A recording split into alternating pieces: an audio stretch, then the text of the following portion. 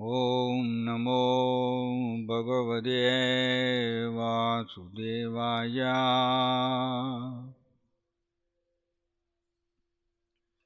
नारायणं नमस्कृत्यं नरं चैव नरोत्तमं देवीं सरस्वतीं व्यासं ततो जयमुदीरये। Srimad-Bhagavatam, Canto 3, Chapter 29, Text 41, Translation Purport by His Divine Grace A.C. Bhaktivedanta Swami Srila Prabhupada Ki. Yat vanaspadayo bida lataschaushadibhi saha sve sve kale abhigruhnandi pushpani cha phalani cha.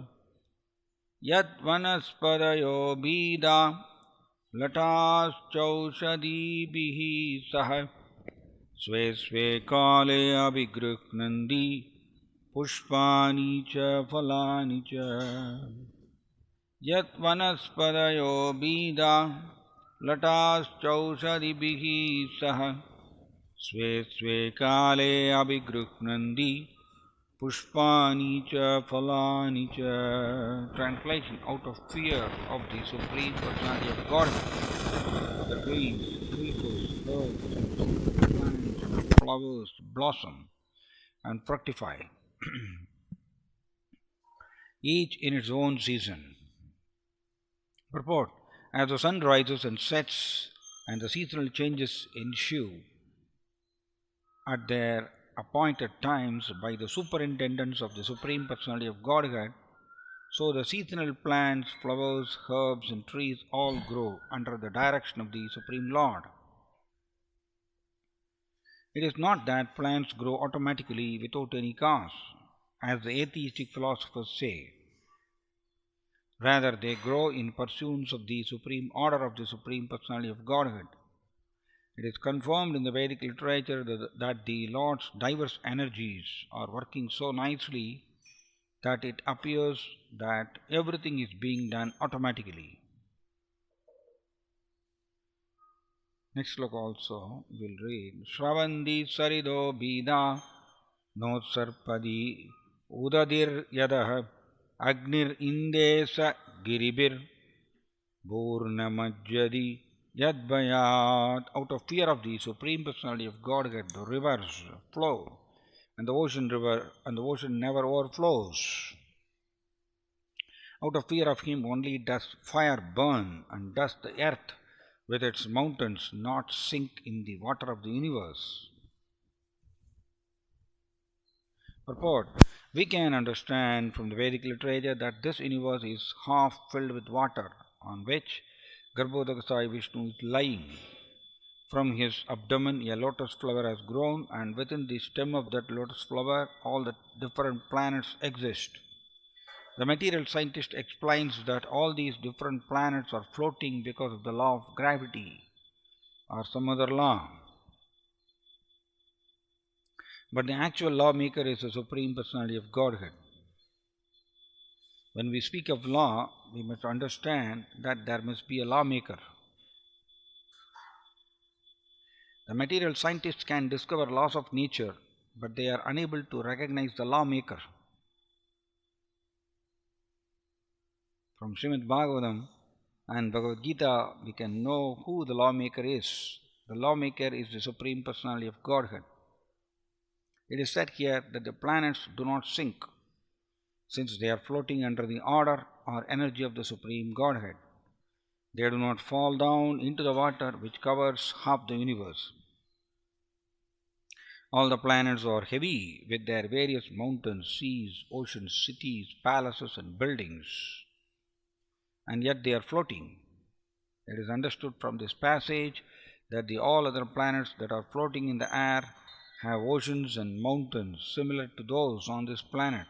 Om Tat Sat. Om Jnana Chakshurunmilitam Yena Tasmai Shri Gurave Namaha.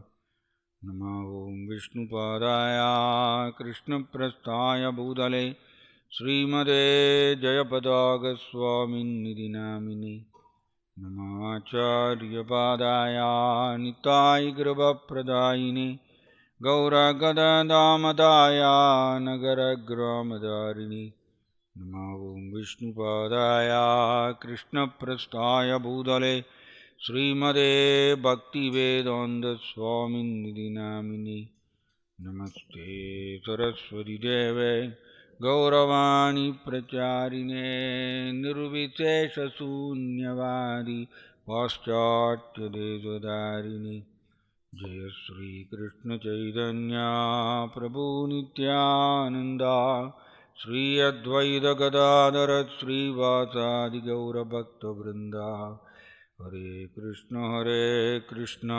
Krishna Krishna Hare Hare Hare Ram Ram Ram Hare Hare. So இந்த ஸ்லோகத்தில் வந்து எல்லாமே கிருஷ்ணருடைய ஆணை பிரகாரம்தான் செயல்படுகின்றதுங்கிறது பகவான் கபில தேவர் இங்கு சொல்கிறார்.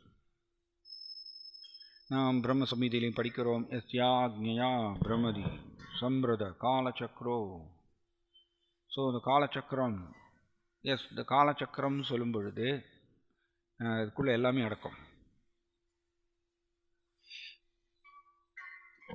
So காலச்சக்கரம்னு சொல்லும் பொழுது சீசனல் ஃப்ளவர்ஸ், ஒவ்வொரு சீசனுக்கு வந்து மலர்கள் உருவாகிறது, ஒவ்வொரு சீசனில் வந்து பழங்கள், குறிப்பிட்ட பழங்கள் உருவாகிறது. இது எல்லாமே காலச்சக்கரத்தினால. அந்த காலச்சக்கரம் கிருஷ்ணருடைய ஆணைக்கு கீழ்ப்படிந்து செயல்படுகின்றது. ஸோ இங்கே அருமையான பாயிண்ட் பிரபுபாதர் இங்கே வந்து சொல்கிறார். ஜட உலகத்தில் வந்து நதிகள் ஓடுறது இல்லையா? நதிகள் ஓடுறது அப்படின்னா சும்மா ஓடுறது இல்லை, அது சும்மா, அது சயின்டிஸ்ட் வந்து விஞ்ஞானிகள் வந்து அது தானே ஓடுறதுங்க. எஸ், அது வந்து புவி ஈர்ப்பு சக்தினால் மேலிருந்து கீழே விழுகிறது, வாட்டர் அது ஓட ஆரம்பிக்கிறது. ஆனால் இங்கே வந்து பகவான் கபில தேவர் என்ன சொல்கிறாருன்னா, நதிகள் ஓடுறது அப்படின்னா கிருஷ்ணனுடைய ஆணை பிரகாரம் தான். எதனால் கிருஷ்ணர் இதெல்லாம் ஏற்படுத்தியிருக்கார்?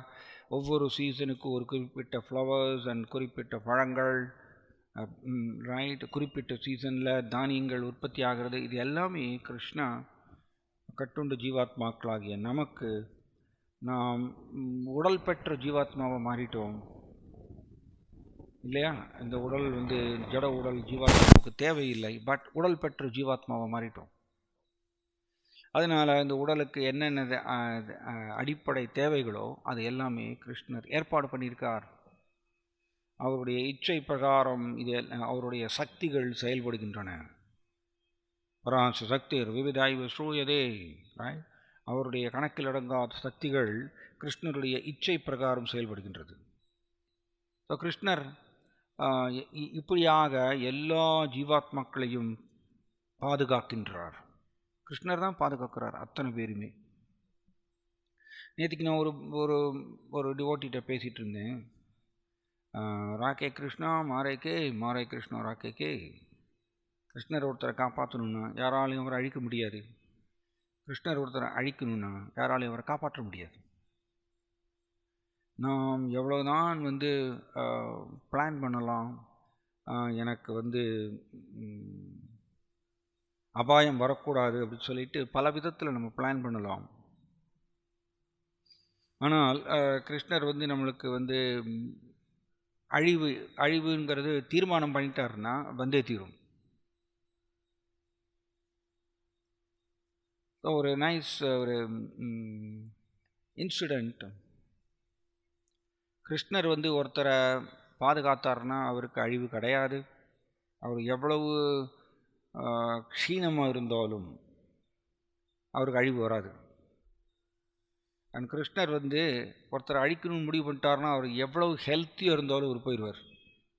இதுதான் நிதர்சனமான உண்மை. சத்வகுண நம்பிக்கைனா நம்ம இதை ஏற்றுக்கொள்வோம். ஒரு நடந்த நிகழ்ச்சி, ஒரு தடவை ரொம்ப வருஷத்துக்கு முன்னாடி நேவியில் வந்து இந்த இது நடந்தது.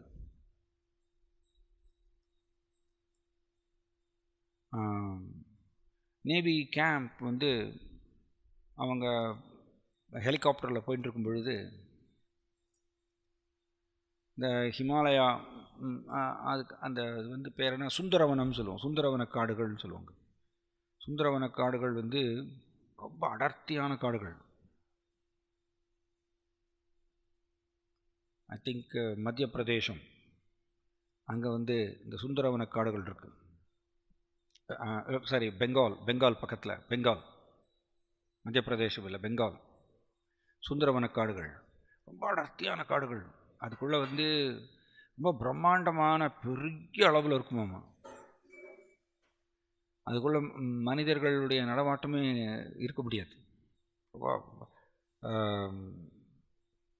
சக்தி வாய்ந்த மிருகங்கள் எல்லாமே அதில் இருக்காங்க.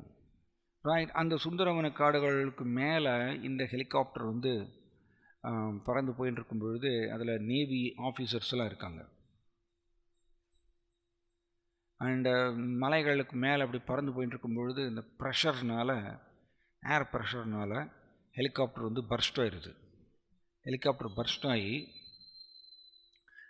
அதில் இருக்கக்கூடிய நேவி ஆஃபீஸர்ஸ்லாம் கீழே விழுந்துடுறாங்க அவ்வளோ உயரத்துலேருந்து. இது நடந்தது ஆக்சுவலி இந்தியாவில். தென் அதில் 2 ஆஃபீஸர் வந்து, மற்றவங்கெல்லாம் தப்பிச்சிட்டாங்க. 2 ஆஃபீஸர் அந்த சுந்தரவன காடுகளுக்குள்ளே விழுந்துட்டாங்க.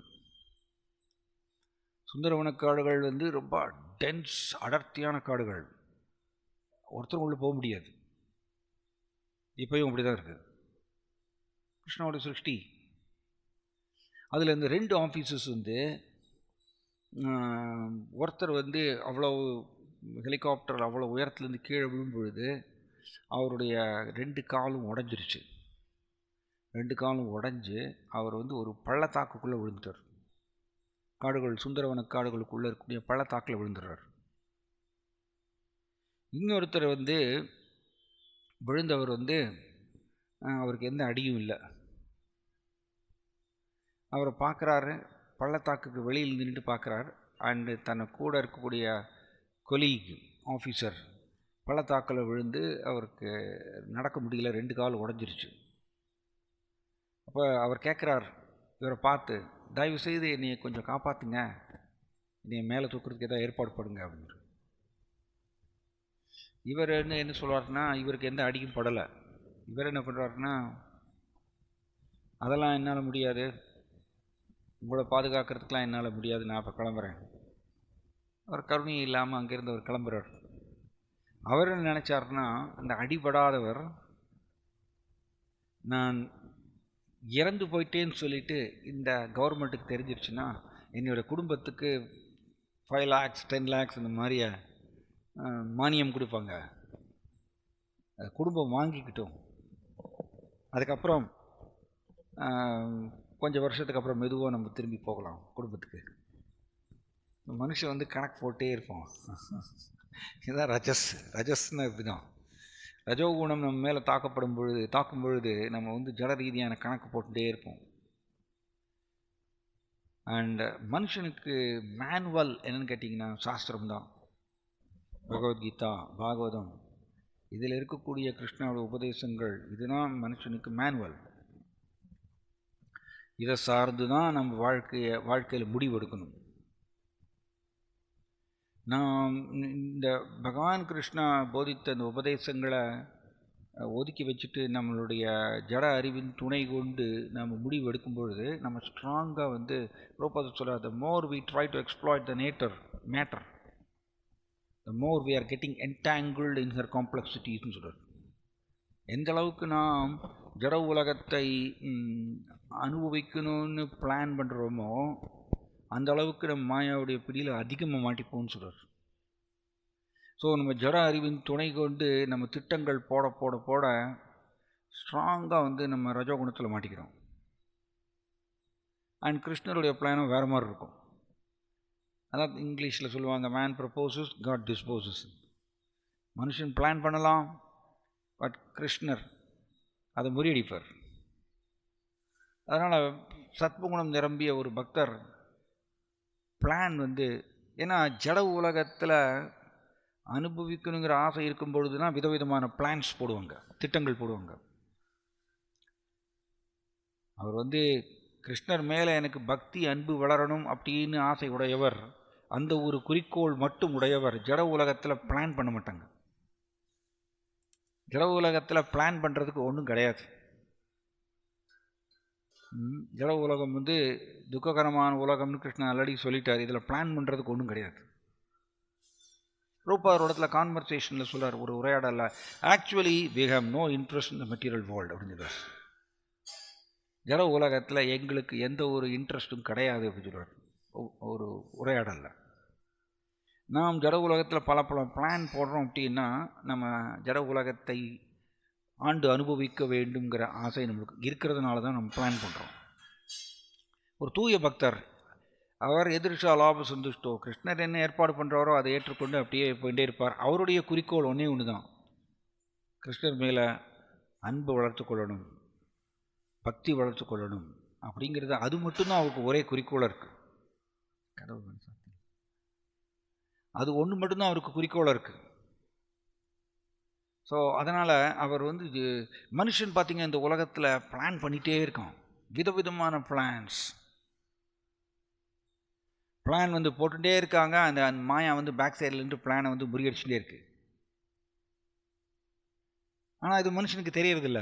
ஸோ இதே மாதிரியே இந்த நபர், இந்த நேவி ஆஃபீஸர், அவர் பிளான் பண்ணார், நான் இந்த சுந்தரவன காடுகளுக்குள்ளே விழுந்துட்டேன், கவர்மெண்ட்டுக்கு தெரியாது, ஏன்னா இது அடர்த்தியான காடுகள், நான் இறந்து போயிட்டே நினைப்பாங்க, என்னுடைய குடும்பத்துக்கு 5 லட்சம் 10 லட்சங்கிறது மானியத் தொகை கொடுப்பாங்க, அதை வாங்கிக்கிட்டோம், மெதுவாக கொஞ்சம் வருஷத்துக்கு அப்புறம் நம்ம திரும்ப வீட்டுக்கு திரும்பலாம் அப்படின்னு சொல்லிட்டு அவர் என்ன பண்ணார்னா, இந்த பள்ளத்தாக்குக்குள்ளே விழுந்த இந்த ஆஃபீஸரை வந்து அவருக்கு எந்த ஒரு உதவியும் பண்ணாமல் அவர் அப்படியே நடுக்காட்டில் விட்டுட்டு இவர் வந்து உள்ள வேறு திசையில் போகிறார். ஒரு பியூட்டி என்ன அப்படின்னா, பகவான் கிருஷ்ணன் வந்து யாரை காப்பாற்றணும்னு நினைக்கிறாரோ அவர் மட்டும்தான் பாதுகாப்படுவார். அவர் எவ்வளவு மோசமாக இருந்தாலும் கூட கிருஷ்ணர் பாதுகாப்பார்னா அவருக்கு பாதுகாப்பார். எஸ், நீங்கள் பார்க்கலாம், ஸ்ரீல கிருஷ்ணதாஸ் கவிராஜ் கோஸ்வாமி 95 வயசில் ஸ்ரீ சைத்தன்ய சரிதாமிர்தத்தை எழுத ஆரம்பித்தார். அவர் 105 வயசு வரைக்கும் சைத்தன்ய சரிதாமிர்தத்தை எழுதி கம்ப்ளீட் பண்ணார். ஏன்னா ஸ்ரீ நித்யானந்த பிரபுவுடைய கருணை அவருக்கு கிடைத்தது. அதனால் அவர் வந்து அவர் கடைசியில் எழுதுகிறார் கிருஷ்ணதாஸ் கவிராஜ் கோஸ்வாமி, நான் எப்படி இதை எழுதினேங்கிற ரொம்ப ஆச்சரியமாக இருக்குது.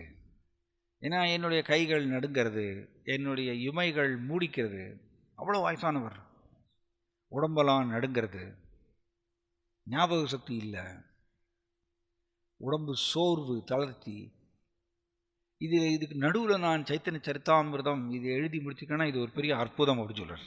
அப்படி வந்து ஸ்லோகத்தில் அந்தியலீலாவில் சொல்கிறார், இது பெரிய அற்புதம். ஏன்னா ஸ்ரீ நித்யானந்த பிரபு அவரை தேர்ந்தெடுத்தார், அவர் மூலமாக சைத்தன்ய சரிதாமிர்தத்தை எல்லா மனிதர்களுக்கும் கொடுக்க வேண்டும்னு நித்யானந்த பிரபு விரும்பினதுனால அது நடந்தது. அவர் அந்த வயதான காலத்திலையும் அவ்வளவு சாஸ்திர ரீதியாக அவ்வளவு சாஸ்திரங்களை பல மேற்கோள்கள் கொடுத்து அவர் ரொம்ப அற்புதமாக எழுதுகிறார். இது வந்து நம்மளுடைய கணக்குக்கு எட்டாது, நம்மளுடைய கால்குலேஷனுக்கு இது, நம்மளுடைய தர்க்கத்துக்கு இது வந்து ஆன்சர் பண்ண முடியாது. எப்படி ஒரு 95 வயது நபர் இவ்வளவு அற்புதமாக பல மேற்கோள்கள் கொடுத்து எப்படி சாஸ்திரத்தை எழுத முடியும்? சாதாரணமாக ஒரு 95 நபர் எழுத முடியுமா? 105 வயசு வரைக்கும் எழுத முடியுமா? முடியாது. ஆனால் அவர் செஞ்சார். அதான் ஸ்ரீ நித்யானந்த பிரபுடைய கருணையை பெற்றதுனால. ஸோ இந்த நபர் இவர் வந்து பள்ளத்தாக்குள்ளே விழுந்துட்டார். ஆனால் கிருஷ்ணருடைய பிளான் வேற, இவரை காப்பாற்றணும்னு கிருஷ்ணருடைய பிளான்.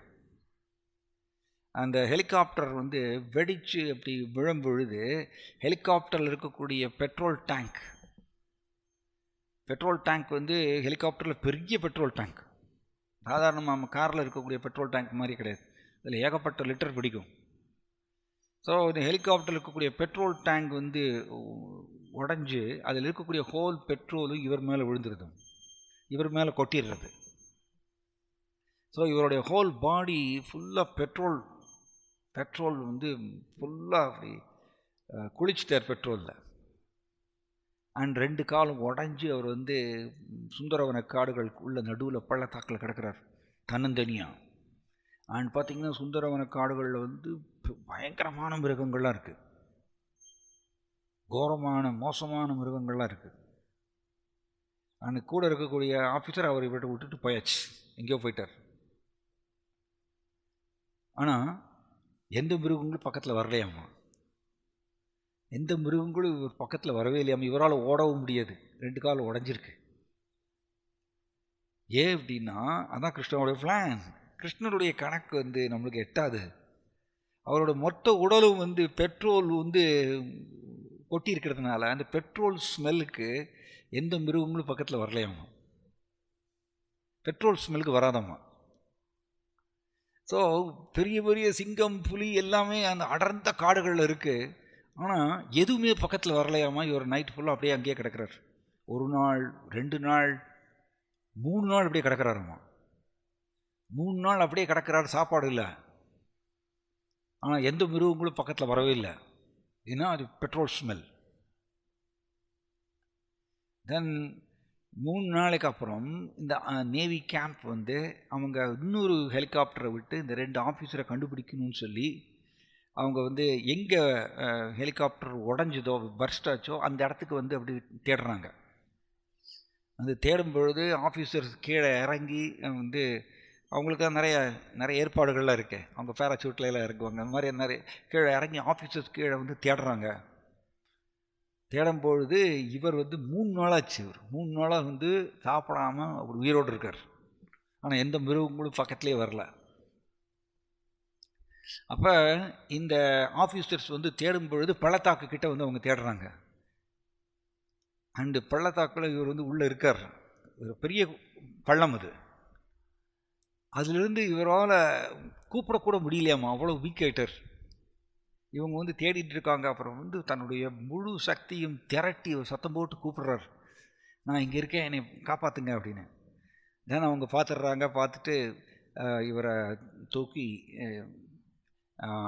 கூட்டிகிட்டு போய் வந்து கவர்மெண்ட் ட்ரீட்மெண்ட் கொடுக்குறாங்க. தென் அவருக்கு ஹாஸ்பிட்டல் அட்மிட் பண்ணி அவருக்கு நிறைய சர்ஜரிலாம் பண்ணி அவரை காப்பாற்றிட்டாங்க. அவர் இன்னும் இருக்கார். அவர் காப்பாற்றி அவர் வந்து அவர் குடும்பத்தில் போய் திரும்பவும் சேர்ந்துட்டார். ஆனால் இது நடந்து கிட்டத்தட்ட 10-12 வருஷத்துக்கு மேலாச்சு. ஆனால் இன்னொரு ஆஃபீஸருக்கு எந்த ஒரு டேமேஜும் ஆகலை. அவர் வந்து இந்த மாதிரி திட்டம் போட்டு நம்ம எப்படியாவது கவர்மெண்ட்டை ஏமாற்றி நம்ம 10 லட்ச ரூபா வீட்டுக்கு வாங்கிடலாம், அதுக்கப்புறம் நம்ம வீட்டுக்கு திரும்பலாம்னு சொல்லிட்டு காட்டுக்குள்ளே போய் உள்ளே போனவர் 12 வருஷத்துக்கு மேலே ஆச்சு, இன்னமும் திரும்பி வரலையாமா. இன்னமும் திரும்பி வரல, அவர் குடும்பத்துக்கு வரல, அவர் முடிஞ்சது. இது பாயிண்ட் என்னன்னா, அவருக்கு வந்து உடம்பு நல்லா இருக்குது, எந்த ஒரு டேமேஜும் ஆகலை. ஆனால் அவர் திரும்பலை, வீடு திரும்பலை. ஏன்னா அவர் போயிருப்பார். அந்த சுந்தரவன காடுகள் ரொம்ப டென்ஸ் ஃபாரஸ்ட், மிருகங்களை அவர் முடிச்சிருக்கும். ஏன்னா இத்தனை வருஷமாக அவர் திரும்பவே இல்லை. பட் இவர் அடிபட்டவர், இவர் தான் ஆக்சுவலி இறந்து போயிருக்கணும், இவர் தான் மிருகங்களுக்கு பலியாயிருக்கணும். ஏன்னா இவருடைய சுச்சுவேஷன் அப்படி, 2 காலம் உடஞ்சி கிடக்கிறார். ஆனால் இவர் காப்பாற்றப்பட்டார். ஆனால் அவருக்கு எந்த டேமேஜும் ஆகலை, அவர் காப்பாற்றப்படவில்லை. ஸோ இதிலிருந்து என்ன தெரிகிறது? ஆக்சுவலி 7வது காண்டத்தில் பிரகலாத் மகாராஜர் ரொம்ப அருமையாக சொல்கிறார். 7வது காண்டத்தில் 7வது சாப்டரில் சொல்கிறார். அதாவது ஒருத்தர் இதே உதாரணத்தை கொடுக்குறார் பிரகலாத் மகாராஜா. ஒருத்தர் அடர்ந்த காடுகளில் வந்து சிக்கியிருக்கலாம், பட் கிருஷ்ணர் அவருக்கு பாதுகாப்பு கொடுத்தால் அவருக்கு மரணம் ஏற்படாது. மாறாக ஒரு செல்வந்தர் வந்து தன்னுடைய வீட்டுக்குள்ள வெளியில் பார்த்தீங்கன்னா கேட்டில் பார்த்தீங்கன்னா டிஜிட்டல் லாக்கெல்லாம் போடுவாங்க. எப்படி டிஜிட்டல் லாக்? நான் ஒரு அப்பார்ட்மெண்ட்டுக்கு போகும்பொழுது அங்கே உள்ளே நுழைய முடியல, ஏன்னா அவங்க வந்து சாதாரண லாக் கிடையாது, டிஜிட்டல் லாக். அது டிஜிட்டல் லாக் வந்து அவங்களுடைய அந்த ஃபிங்கர் பிரிண்ட்ஸ் வந்து அதில் ரெஜிஸ்டர் பண்ணியிருப்பாங்க. அவங்க மட்டும் கை வச்சா மட்டும் அது திறக்கும். அவ்வளோ சேஃப்டி. then security, பல இது சேஃப்டி மெஷர்ஸ், டிஜிட்டல் லாக் எல்லாமே போட்டு உள்ளே வந்து வீடை வந்து ஆக்சுவலி பிரகலாத் மகாராஜ் அப்படியே சொல்கிறார். வீட்டில் வந்து பார்த்தீங்கன்னா பெரிய பெரிய லாக்கெல்லாம் போட்டு கோத்ரேஜ் போட்டெல்லாம் போட்டு பூட்டி வச்சுருக்கலாம் டோரை. அண்ட் அவருக்கு வந்து பாதுகாப்புக்கு வந்து ஏகப்பட்ட சர்வன்ட்ஸ் கூட இருக்கலாம். ஆனால் கிருஷ்ணர் அவருக்கு பாதுகாப்பு கொடுக்கலன்னா we cannot imagine நமக்கு மாயாவும் காலமும் எப்படி உள்ள நுழைவாங்கங்கிறது நம்மளுடைய அறிவினால் கண்டுபிடிக்க முடியாது. ஆனால் நம்ம ரஜோகுணத்தில் மாட்டி இருக்கும் பொழுது நம்ம திரும்ப திரும்ப திரும்ப நினச்சிப்போம், என்னுடைய சாமர்த்தியத்தினால நான் வந்து ஜெயிச்சிருவேன், எனக்கு அபாயம் வராத மாதிரி நான் தடுத்துப்பேன் அப்படிங்கிறது நம்ம வந்து திரும்ப திரும்ப அந்த மாதிரியே நினைக்க தூண்டும் மாயா ரஜோகுணத்தை பிரயோகம் பண்ணி. ஆனால் பிரகலாத் மகாராஜா சொல்கிறார், இப்படி முழு பாதுகாப்பில் இருக்கக்கூடிய பெரிய செல்வந்தர் கிருஷ்ணர் அவருக்கு மரணம் கொடுக்கணும்னு நினச்சிட்டாருன்னா இவ்வளவு பாதுகாப்புக்கு நடுவில் இவர் இறந்து போவார். மாறாக ஒரு அடர்ந்த காடுகளில் சிக்கி இருக்கக்கூடிய தனி மனிதர் கிருஷ்ணர் அவருக்கு பாதுகாப்பு கொடுக்கணுன்னா எந்த இதுவும் அவரை தொடாது, அவருக்கு மரணம் வராது, அவர் பாதுகாப்பாக ரொம்ப சுலபமாக தப்பிச்சு வெளியில் வந்துடுவார். ஸோ இதுதான் நிதர்சனமான உண்மை. இதை நாம் புரிந்து கொண்டால், ஏன்னா பேக் சைடில் கிருஷ்ணன் இருக்கார். இதை பிரபுபாதர் ரொம்ப அருமையாக எழுதுகிறார். மாயாவுடைய கவரிங் இன்ஃப்ளூயன்ஸ், ஆவரணாத்மிகா சக்தி என்ன அப்படின்னா மனிதர்களை பின்னாடி கிருஷ்ணர் இருக்காருங்கிறத பார்க்க விடாமல் மறைச்சிருமாம்மா. இதுதான் மாயாவுடைய ஆவரணாத்மிகா சக்தியினுடைய வேலையாம்மா. மனிதர்களை கிருஷ்ணர் பின்னாடி இருக்காருங்கிறது பார்க்க விடாமல் மறைச்சிடும். இது வந்து ஆவரணாத்மிகாவுடைய வேலை, ஆவரணாத்மிகா சக்தியுடைய வேலை. ஸோ இந்த மாதிரிய நிறைய நிகழ்ச்சிகள் நம்ம வந்து பார்க்கலாம். அதனால தான் நம்ம வந்து யாக்ஞா பிரம்மதி காலச்சக்கரம். ஸோ காலச்சக்கரம் உருண்டு ஓடுகின்றதுன்னா கிருஷ்ணனுடைய ஆணை பிரகாரம் தான். இதுக்கு பேர் தான் வாசுதேவ சர்வமிதி. எஸ்டர்டே பக்தி சாஸ்திரியில் டிஸ்கஸ் பண்ணிட்டு இருந்தோம். வாசுதேவ சர்வமிதினா ஒரு ஞானி என்ன பண்ணுறாரம்மா, தன்னுடைய மனக்கற்பனையை நம்பி நம்பி நம்பி இந்த மனக்கற்பனையை நம்புறது வந்து வேஸ்ட் ஆஃப் டைம்னு சொல்கிறார் பிரபுபாதர். ரொம்ப ஸ்ட்ராங்காக எழுதுகிறார். கால விரயம்னு சொல்கிறார். ஏன்னா நாம் எல்லாருமே மனக்கற்பனைகளை நம்பினதுனால தான் கோடிக்கணக்கான ஜென்மங்கள் நமக்கு வேஸ்ட் ஆயிடுச்சு. கோலோக பிருந்தாவனத்துக்கு போக முடியாமல் நம்ம கோடிக்கணக்கான ஜென்மங்கள் நம்மளுக்கு உடல் எடுத்துகிட்டே இருக்கோம். காரணம் மனக்கற்பனையை நம்புறதுனால மனம் கற்பனை பண்ணிகிட்டே இருக்கும். கல்பிதான்னு சொல்லியிருக்கு. மனம் வந்து கற்பனை பண்ணிகிட்டே இருக்குமாமா. அந்த கற்பனையை வந்து நம்புறதுனால நாம் கிருஷ்ணருடைய உபதேசத்தை நம்ப முடியாது. ராதாநாத் சுவாமி மகாராஜ் ரொம்ப அருமையாக சொல்கிறார். நம்மளால் கிருஷ்ணருடைய உபதேசத்தை ஏன் நம்ப முடியவில்லை அப்படின்னா மனக்கற்பனையை நம்புறதுனாலன்னு சொல்கிறார். ரொம்ப அருமையான ஒரு அவருடைய ரியலைசேஷன். ஸோ நம்மளுடைய இந்த மனக்கற்பனை எப்படின்னா எண்ட்லெஸ் தான், முடிவே கிடையாதம்மா. அண்ட் நம்மளை சிம்பிளி கால விரயம் பண்ணுமாமா. டைம் வந்து வேஸ்ட் பண்ணிகிட்டே இருக்குமாமா. ஸோ அதனால் நம்மளுக்கு பாகவதம் அண்ட் பகவத்கீதா நம்மளுக்கு கொடுக்கக்கூடிய உபதேசம் இது எல்லாத்தையும் விட்டுறணும்னு சொல்கிறார். இந்த மனக்கற்பனையை வந்து நம்பினால் பகுநாம் ஜென்மநாமந்தே இது நடக்கும். நமக்கும் இது நடந்துருச்சு. பகுநாம ஜென்மநாமந்தே, கோடிக்கணக்கான ஜென்மம் ஓடிடும், வேஸ்ட்டாக போயிடும். ஏன்னா மனம் வந்து அவ்வளோ எக்ஸ்பர்ட், கற்பனைகளை உருவாக்கிட்டே இருக்கும், ப்ரப்போசல்ஸ் கொடுத்துட்டே இருக்கும். அது நம்மளும் எக்ஸ்பீரியன்ஸ் பண்ணியிருக்கோம் நம்மளுடைய பர்சனல் லைஃப்பில், ரைட்? ஸோ அதனால தான் இது எல்லாத்தையும் தூர போட்டுட்டு நம்ம வந்து கிருஷ்ணர் சிபாரிசு செய்யக்கூடிய மெத்தட் என்னது? ஸ்ரவணம், கீர்த்தனம், ஸ்மரணம். நாம் திரும்ப திரும்ப அதைவே தான் பண்ணணும். அதை வந்து அபீக்ஷ்ணசக இடைவிடாமல் பண்ணணும். இடைவிடாமல் ஸ்ரவணம் கீர்த்தனம் ஸ்மரணம் இதை பண்ணுறதுனால மட்டும்தான் என்ன ஆகுறது அப்படின்னா, பாருங்கள், வெரி நைஸ். ஆக்சுவலி நாம் ஜட உலக விஷயங்களை பற்றி கேட்கும் பொழுது நம்மளுடைய மெட்டீரியல் ஃபெய்த் ஜட ரீதியான நம்பிக்கை நமக்குள்ளே அதிகரிக்கும். நம்ம எதை கேட்குறோமோ, எதை படிக்கிறோம், எதை கேட்குறோம், எதை நினைக்கிறோம், அதற்கு தகுந்தாற் போல நமக்கு நம்பிக்கை உள்ளே உருவாகும். நாம் அதிகமாக கிருஷ்ணரை கிருஷ்ணருடைய புகழ் லீலைகளை கேட்டாலோ, கிருஷ்ணரை ஸ்மரணம் செய்தாலோ, கிருஷ்ணருடைய நாமத்தை ஜபம் செய்தாலோ நமக்கு நம்பிக்கை, ஆன்மீக நம்பிக்கை உருவாகும். டிரான்சென்டென்டல் ஃபெய்த் அப்படின்னு சொல்றார் பிரபுபாதர். தெய்வீக நம்பிக்கை உருவாகும். தெய்வீக நம்பிக்கை நமக்கு உருவாகுனா மட்டும்தான் நம்மளுக்கு ஆன்மீக பக்குவம். நமக்கு ஏற்கனவே நமக்குள்ள இருக்கக்கூடிய, ஒரு இடத்துல நான் படித்தேன், நமக்கு ஏற்கனவே உள்ள இருக்கக்கூடிய பொய் அகங்காரம் ஜட நம்பிக்கை. அது ஏற்கனவே ஹெவி.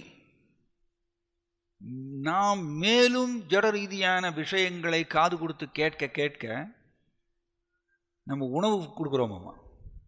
பொய் அகங்காரத்துக்கு உணவு கொடுக்குறோம். அது இன்னும் கிளர்ச்சி அடைந்து ஜட நம்பிக்கையை உருவாக்கிட்டே இருக்குமாம், ஜட கற்பனைகளை மனதுக்குள்ள. அப்போ முடிவு என்ன? நம்மளுடைய செயல் அப்படி திரும்பவும் வெளியில் வரும், அந்த மாதிரி செயலில் ஈடுபடுவோம். ஸோ அதனால் நமக்கு தீர்வு என்ன அப்படின்னா, இதுதான்.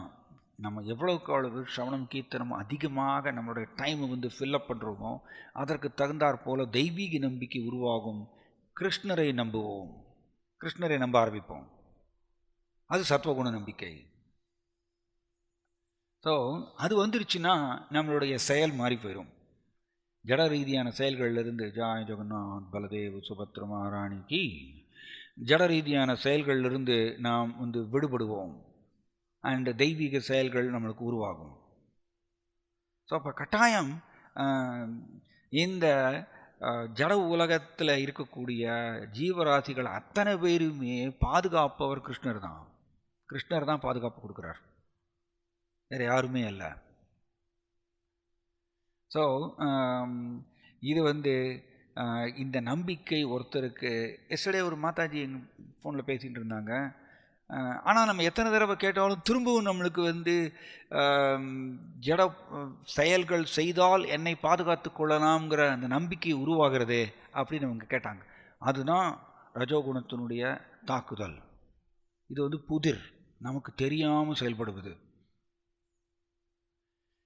ஸோ அதனால தான் நமக்கு வழிகாட்டி என்ன கேட்டிங்கன்னா சாஸ்திரம், பாகவதம், பகவத்கீதா, அதில் சொல்லியிருக்கக்கூடிய உபதேசங்கள் தான். அதன் பிரகாரம் தான் நம்மளுடைய நம்பிக்கையை வளர்த்துக்கணும். நம்மளுடைய நம்பிக்கை ஜட உலக விஷயங்களில் வைக்க நம்மளுடைய ஜட இருப்பு அதிகமாயிட்டே போகும். அது முடியாது, அதிகமாகிட்டே போகும். ஏன்னா நம்ம ஃபால்ஸ் ஈகோவுக்கு உணவு கொடுத்துட்டே இருக்கோம். ஒவ்வொரு தடவையும் ஜட உலக செயல்களில் நம்ம ஈடுபட நம்மளுடைய ஃபால்ஸ் ஈகோ கிளர்ச்சி அடையும். அதுக்கு உணவு கொடுக்குறோம், ஸ்ட்ராங் ஆகும். So this is very nice. அதனால் இங்கே பாருங்கள், இந்த ஸ்லோகத்தில் பார்த்தீங்கன்னா பிரபுபாதர் என்ன சொல்கிறாரு, கிருஷ்ணருடைய ஆணை பிரகாரம் காற்று வீசுகின்றது. எஸ், இது வேதங்களில் ஒரு ஸ்லோகமே இருக்குது இந்த மாதிரியா. பிரபுபாதர் இதை மேற்கோள் கொடுக்குறார் பகவத்கீதாவில்.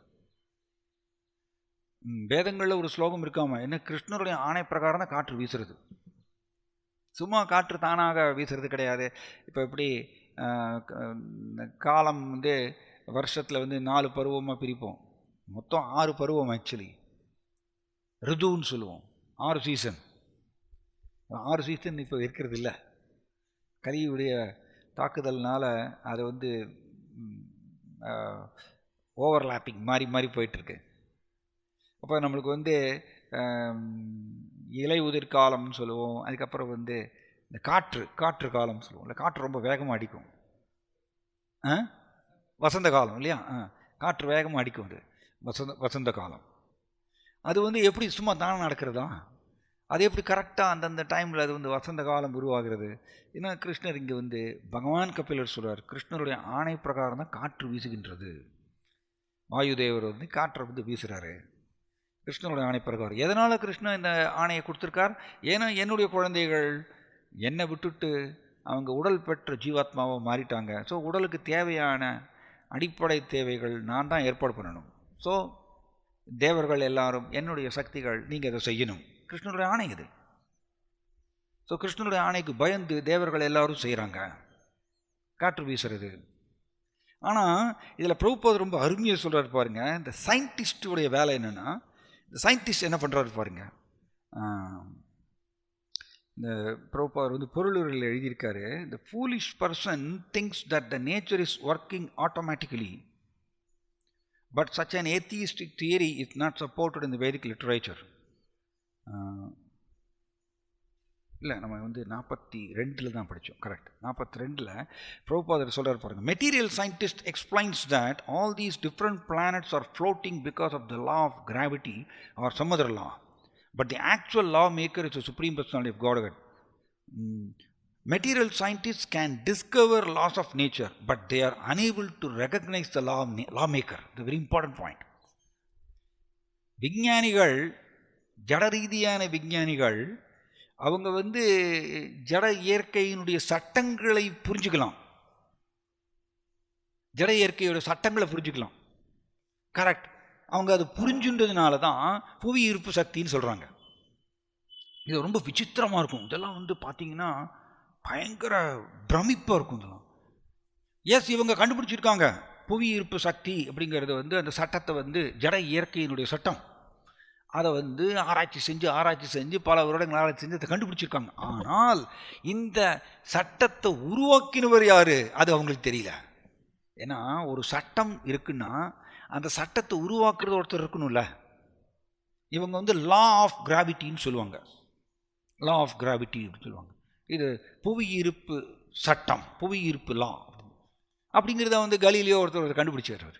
கலீலியோ என்ன பண்ணார், அவர் சும்மா ஒரு பாலை தூக்கி போட்டாராமா. பாலை தூக்கி போட்ட உடனே மேலேருந்து கீழே வருது.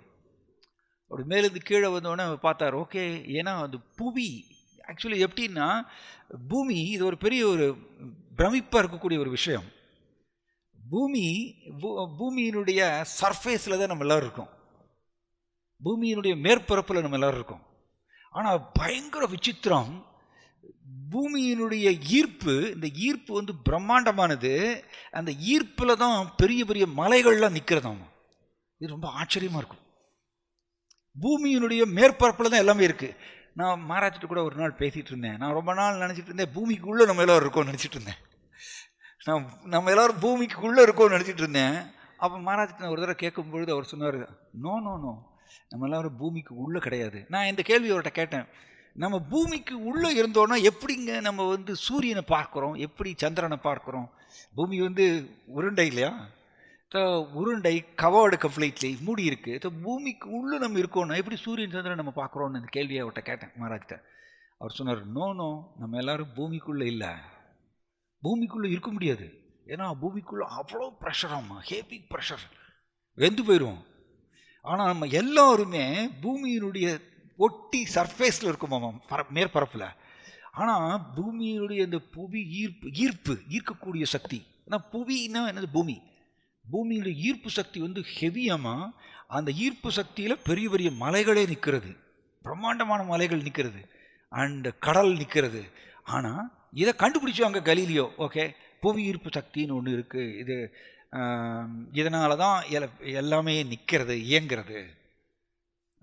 நம்ம எல்லோருமே இப்போ வந்து மேற்பரப்பில் உட்காந்துட்டு இருக்கோம் அப்படின்னா புவி ஈர்க்கிறதுனால தான். இது வந்து இந்த ஈர்க்கக்கூடிய சக்தி ஹெவியாக இருக்கிறதுனால தான் ஃபைனலி மரணம் சமயத்தில் நம்ம பூமியை நோக்கி ஈர்க்கப்படுகின்றோம். பாடி உடல் இறந்த உடனே உடல் எங்கே விழுறது, பூமியில் தானே விழுறது. பூமி ஈர்த்துட்டே இருக்கு. ஸோ இது வந்து எஸ், இது புவி ஈர்ப்பு சக்திங்கிறது வந்து கலீலியோ கண்டுபிடிச்சார். அதான் பிரபுபாதர் இங்கே சொல்லணும் மாதிரியே சயின்டிஸ்ட் வந்து can discover laws of nature, ஜட இயற்கையினுடைய செயல்பாடு, சட்டங்கள் அதை அவங்க கண்டுபிடிக்கலாம் பல பல வருடங்கள் ஆராய்ச்சி செய்து. ஆனால் இந்த சட்டங்கள் எல்லாத்தையும் யார் உருவாக்கினாங்க? எப்படிங்க அந்த பூமிக்கு அவ்வளோ ஈர்ப்பு சக்தி? அந்த பூமிக்கு எங்கே இருந்து அவ்வளோ பெரிய ஈர்ப்பு சக்தி வருது? யார் கொடுக்குறாங்க அந்த ஈர்ப்பு சக்தி? அது கேட்டால் அவங்களுக்கு ஆன்சர் பண்ண தெரியாது. அது பிரபுபாதர் என்ன சொல்லுவார், சட்டங்களை உருவாக்குபவருக்கு ஒருத்தர் இருப்பார்.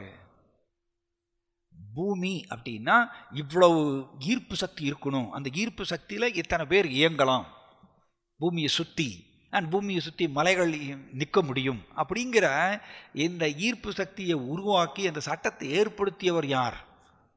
கிருஷ்ணர். அது அவங்களுக்கு தெரியாது. அவங்க வெறுமனே பிரபுபாதர் ரொம்ப அருமையாக சொல்லுவார். எப்படின்னா, ஒரு குழந்தை, சின்ன குழந்தை இருக்குது. இப்போ நீங்கள் ஒரு பொம்மை இருக்குது, அந்த பொம்மைக்கு கீ கொடுத்து விட்டோன்னு வச்சுக்கோங்க.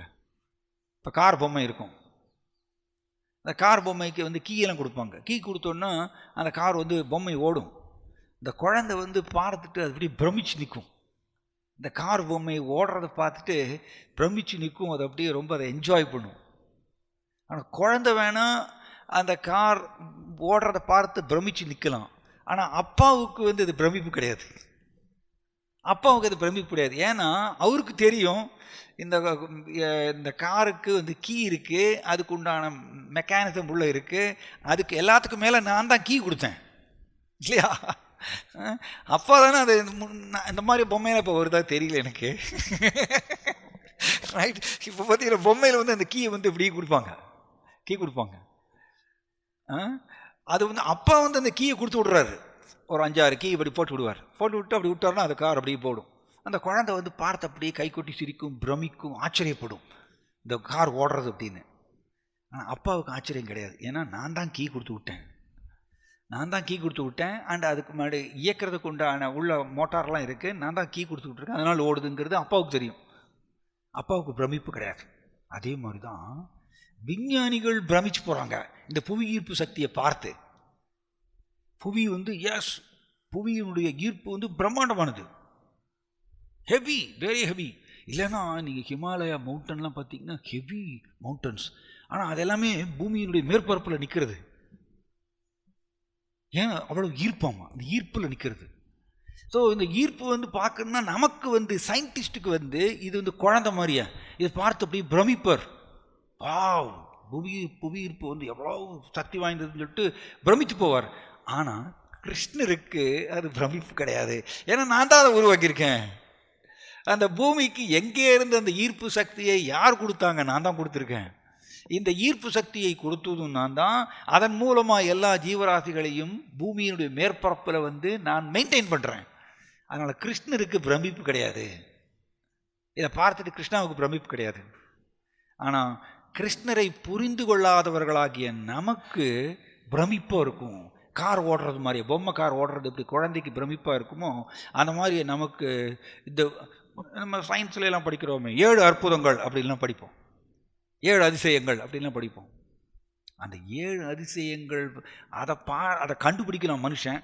7 அதிசயங்களை கண்டுபிடித்து அதை ரொம்ப பாராட்டலாம், பிரமித்து போகலாம். அதை பார்க்கறதுக்கு பெரிய பெரிய கூட்டம் வரும். ஆனால் இந்த அற்புதங்களை யார் உருவாக்கியிருக்காரு அப்படிங்கிறது அவங்க கேள்வியும் கேட்க மாட்டாங்க. சிம்பிளி இதை பிரமித்து ஆச்சரியப்பட்டு பாராட்டி அப்படி போயிடுவாங்க. அது பிரயோஜனம் இல்லை. சம்டைம்ஸ் பார்த்தீங்கன்னா மெட்டீரியலிஸ்டிக் பீப்புள் கொடைக்கானல், ஊட்டியெலாம் போவாங்க. ஊட்டியில் அங்கெல்லாம் போயிட்டு அங்கே இருக்கக்கூடிய இயற்கையை ரசிப்பாங்க. ரொம்ப பிரம்மாண்டமான மலைகள், பிரம்மாண்டமான காடுகள்லாம் இருக்கும். அதை அங்கே சம்டைம்ஸ் சம் பிளேசஸ்லாம் இருக்குது. அங்கே போய் நின்று பார்த்தீங்கன்னா அங்கே இருந்து ஜூம் பண்ணி பார்க்கலாம். அதை ரசிப்பாங்க, ஆச்சரியப்படுவாங்க, பாராட்டுவாங்க. எஸ், இயற்கை ரொம்ப விசித்திரமாக செயல்படக்கூடியது தான். ரொம்ப விசித்திரமாக பிரமிக்க வைக்கக்கூடிய அளவில் இயற்கை செயல்படும். குறிப்பாக நீங்கள் காடுகள், மலைகள் எங்கெல்லாம் போய் பார்க்கும்பொழுது.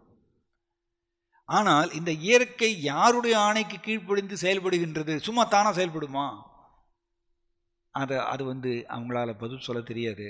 அவங்க சிம்பிளி இந்த இயற்கையை அதை பார்த்து பிரமிக்கிறது மட்டும் அவங்க வேலையை நினச்சிட்டு போயிடுறாங்க.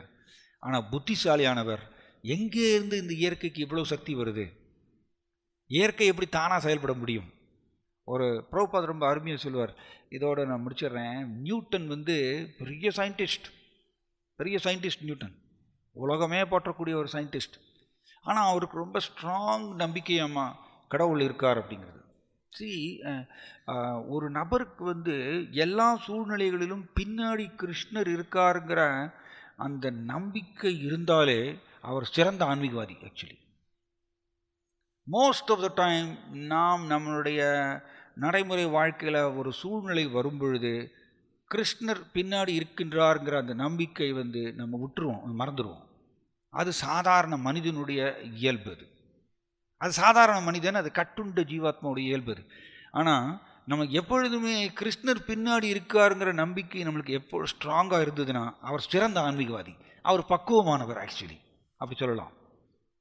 ஸோ நியூட்டன் ஒரு பெரிய சயின்டிஸ்ட் தான், உலகமே பாராட்டக்கூடிய ஒரு விஞ்ஞானி. ஆனால் அவருக்கு ஆழ்ந்த நம்பிக்கையாம்மா கடவுள் பின்னாடி இருக்கார், அவருடைய ஆணை பிரகாரம். ஸோ ஒரு பாயிண்ட் நான் சொல்ல வந்தேன், இதுக்கு பேர் தான் வாசுதேவ சர்வம். இது எல்லாமே கிருஷ்ணர் தான் காரணம், கிருஷ்ணருடைய ஆணை பிரகாரம் தான் செயல்படுகின்றது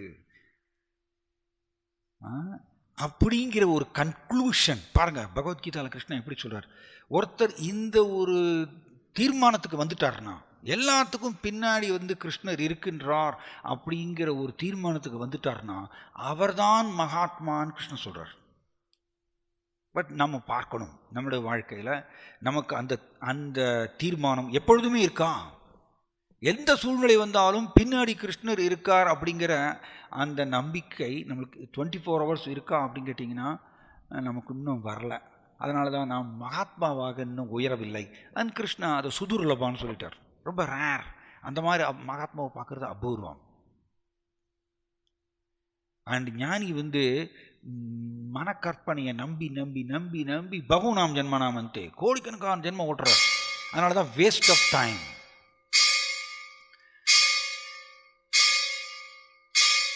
மனம் ஏற்படக்கூடிய கற்பனையை வந்து நம்புறது வந்து வேஸ்ட் ஆஃப் டைம். நம்மளோட வாழ்க்கை ஓடிண்டே இருக்கும், ஜென்மங்கள் எடுத்துகிட்டே இருப்போம். அதனால் ஸோ இதை இந்த நியூட்டன் இது பாருங்கள், அவருக்கு வந்து ஒரு பெரிய நம்பிக்கை, கடவுள் பின்னாடி இருக்காருங்கிற நம்பிக்கை. அவர் விஞ்ஞானி தான். இங்கே இப்போ இருக்கக்கூடிய விஞ்ஞானிகள்லாம் கற்றுக்கணும், நியூட்டனுடைய பிஹேவியர்லேருந்து கற்றுக்கணும். நியூட்டன் பெரிய உலகமே பாராட்டக்கூடிய விஞ்ஞானி, பட் அவர் கடவுள் இருக்காருன்னு நம்பினார். கடவுள் தான் எல்லாத்தையுமே கட்டுப்படுத்துகின்றார் அப்படிங்கிறது அவருக்கு நம்பினார். அவருக்கு மேபி கிருஷ்ணர் தெரியாமல் இருக்கலாம், பட் கடவுள் இருந்தார் நம்பினாராம்மா. அவர் என்ன பண்ணார், ஒரு நாள் மற்ற சயின்டிஸ்டுக்கு எல்லாத்துக்கும் பாடம் புகட்டணும்னு சொல்லிட்டு ஒரு பெரிய அட்லஸ் பண்ணாராம்மா. ஒரு பூமி உருண்டை, ஒரு பெரிய பூமி உருண்டையை பல மாதங்களாக முயற்சி செஞ்சு அதை உருவாக்கினாராம்மா. ஒரு பூமி உருண்டையை ரூம் அளவுக்கு உருவாக்கி அதுக்கு நிறைய பல டிசைன்ஸ்லாம் போட்டு உருவாக்கி ஒரு நாள் தன்னுடைய சக விஞ்ஞானிகளெல்லாம் கூப்பிட்டு காமிக்கிறாரம்மா, பாருங்க அப்படின்னு. எல்லாரும் பார்த்துட்டு வா வண்டர்ஃபுல் வண்டர்ஃபுல், இது எப்படி எக்ஸாக்டாக வந்து மனுஷர்கள் கொடைக்கானல் ஊட்டிக்கெல்லாம் போயிட்டு வா இந்த இயற்கை எவ்வளோ அற்புதமாக இருக்குது, இங்கே மலை எப்படி அற்புதமாக இருக்குது, நீர்வீழ்ச்சி பாருங்கள் எவ்வளோ அற்புதமாக விடுறது அப்படின்னு சொல்லிட்டு அப்ரிஷியேட் பண்ணிவிட்டு பின்னாடி ஒருத்தர் உருவாக்குபவருங்கிறத வந்து அவரை அப்ரிஷியேட் பண்ணுறதில்ல. இது வந்து ஜட ரீதியான நம்பிக்கை, இது நாஸ்திகவாதம். ஸோ இந்த விஞ்ஞானிகள் இதே மாதிரியே இந்த நியூட்டன் வந்து இந்த பூமி உருண்டையை காமிக்கிறார். இந்த விஞ்ஞானிகள் என்ன சொல்கிறாங்க, வா வண்டர்ஃபுல் வண்டர்ஃபுல், அருமையாக இருக்குது, யார் பண்ணாங்க அப்படிங்கிற கேள்வி கேட்குறார். இந்த கேள்வியை நாம் பூமி உருண்டையை ஒன்று பண்ணியிருக்காரு, அதுக்கோசரம் இந்த கேள்வியை கேட்குறோம். சப்போஸ் ஒரு பைக் இருக்குதுன்னு வச்சுக்கோங்க, நம்ம வந்து மேனுஃபேக்சர்டு பை போடுறோம்ல, ஒருத்தர் உற்பத்தி பண்ணார் அப்படின்னு போடுறோமே, டாடா மோட்டார்ஸ் போடுறோம்ல. அப்போ எல்லாத்துக்குமே ஒருத்தர் உற்பத்தியாளருங்கிறத நம்ம ஏற்றுக்கொள்கின்றோம். ஆனால் இதுதான் இந்த ஆவரணாத்மிகா சக்தி, மாயாவோட ஆவரணாத்மிகா சக்தி. பட் ஜட உலகத்தை இவ்வளோ அற்புதமாக உருவாக்கியிருக்கார் கிருஷ்ணா. பின்னாடி கிருஷ்ணர் இருக்காருங்கிற இந்த கேள்வியை கேட்க விடாமல் ஆவரணாத்மிகா சக்தி மூடிடுறது. பின்னாடி கிருஷ்ணர் இருக்காருங்கிறது நம்ப விடாமல் அதை மறைக்கிறது மாயா. ஆனால் ரொம்ப துரதிர்ஷ்டம் என்னன்னா, சாதாரண ஒரு ஜடப்பொருளை உருவாக்குறதுக்கு நம்ம உடனே கேள்வி கேட்குறோம், யாருங்க பண்ணாங்க? அப்போ இதை மட்டும் நம்ம கேட்க மாட்டேங்கிறோமே. ஏன் கேட்க மாட்டேங்கிறோம்? அதான் மாயா. எவ்வளோ சக்தி வாய்ந்தது பாருங்க மாயா. திரும்ப திரும்ப கிருஷ்ணர் பின்னாடி இருக்கிறாருங்கிறத முடியும், அதை மறக்கடிச்சிடும். ஸோ இவங்கெல்லாம் கேட்குறாங்க, இந்த விஞ்ஞானிகள்லாம், ஓ Newton very good very good, இந்த பூமி உருண்டைய யார் செஞ்சாங்க? அவர் வேணும்ன்ட்டே பாடம் புகட்டுறாரு இந்த சயின்டிஸ்ட்கெல்லாம். நோ யாருமே உருவாக்கல, தானாக வந்தது.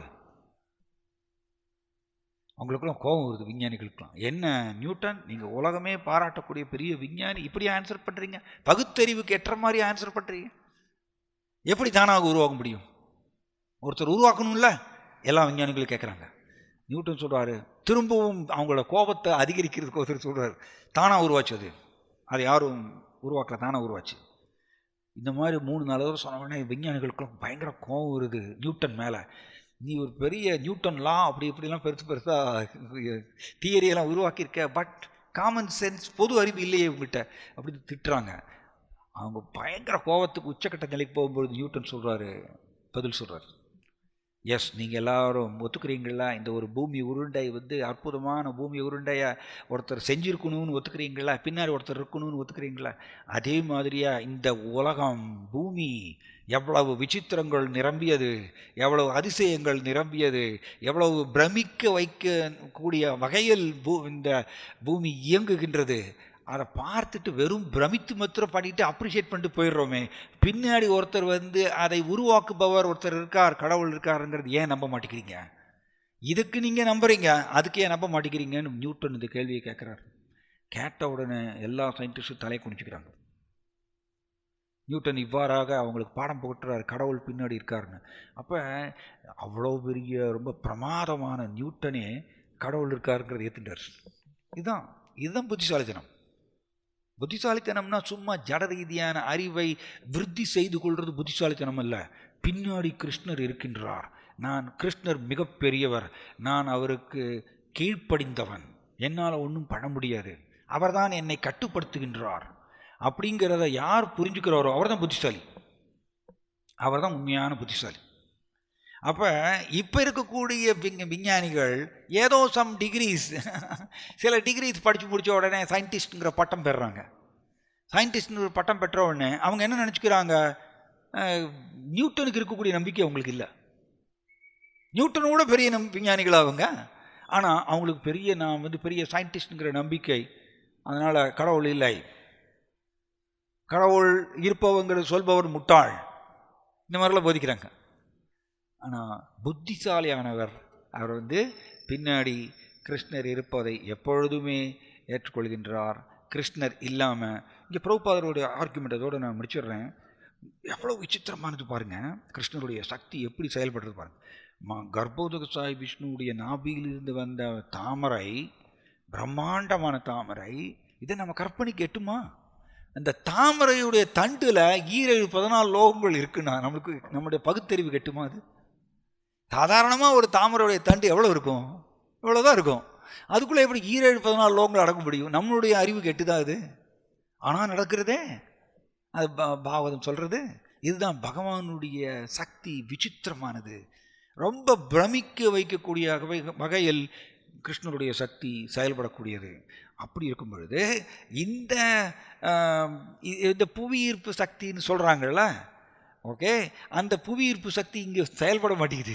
எங்கே பாயிண்ட் என்ன அப்படின்னா, பிரபுபாதர் ஆர்கியூ பண்ணுறாரு, இங்கே பெரிய பெரிய கிரகங்கள், பயங்கர வெயிட் நிரம்பிய கிரகங்கள், ஒவ்வொரு கிரகத்துக்குள்ளேயும் பார்த்தீங்கன்னா இங்கே மலைகள், கடல் எல்லாம் இருக்குது, எவ்வளோ வெயிட் நிரம்பியது.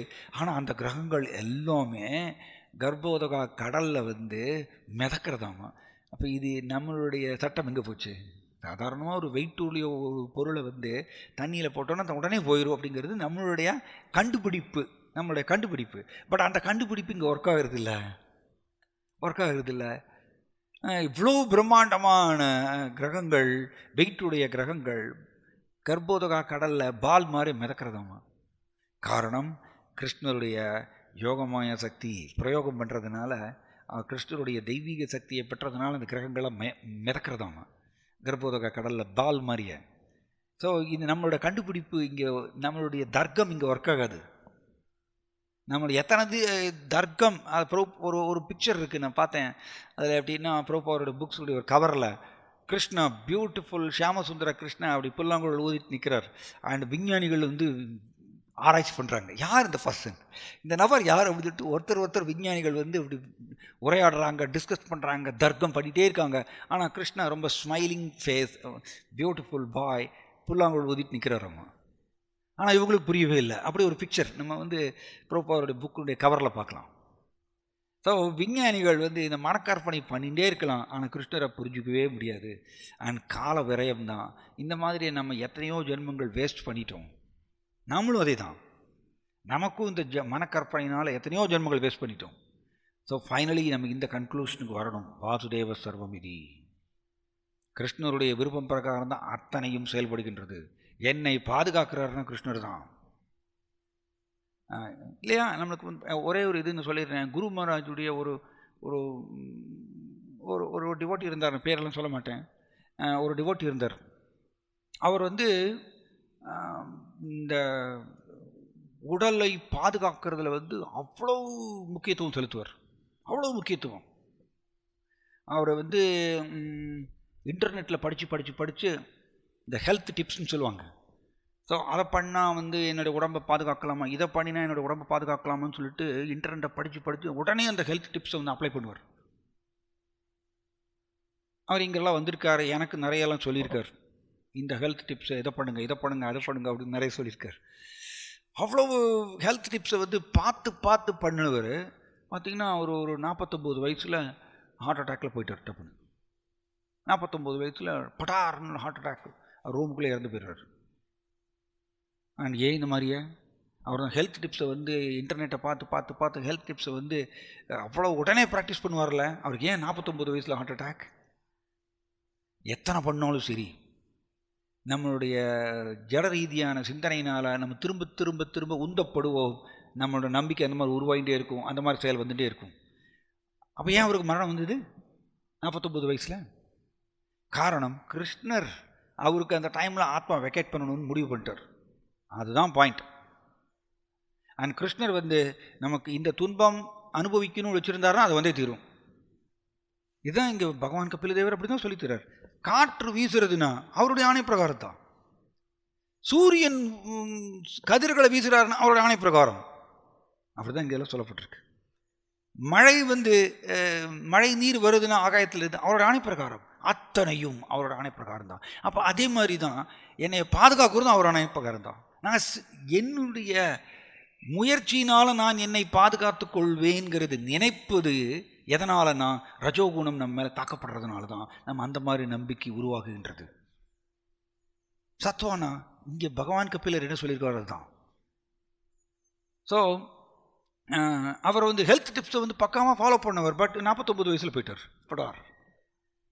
ஸோ இது ஷாக், உலகத்துக்கே பெரிய ஷாக். ஆனால் இந்த ஷாக்கை திரும்ப முடியும் மாயா, பயங்கர பவர்ஃபுல் மாயா. இந்த ஷாக் அதிர்ச்சியில் இருப்பாங்க. ஆனால் அவருக்கு எந்த ஒரு இதுவுமே இல்லையே, எந்த ஹெல்த் ப்ராப்ளம் இல்லையே, அவர் எப்படி படார்னு போயிட்டாரு? கொஞ்ச நாள், 10 நாள் 15 நாள் அப்படி அதிர்ச்சியிலேயே இருப்பாங்க. திரும்பவும் மாயம் மூடிடும், சூது கவ்வும் திரும்பவும் மூடிடும்.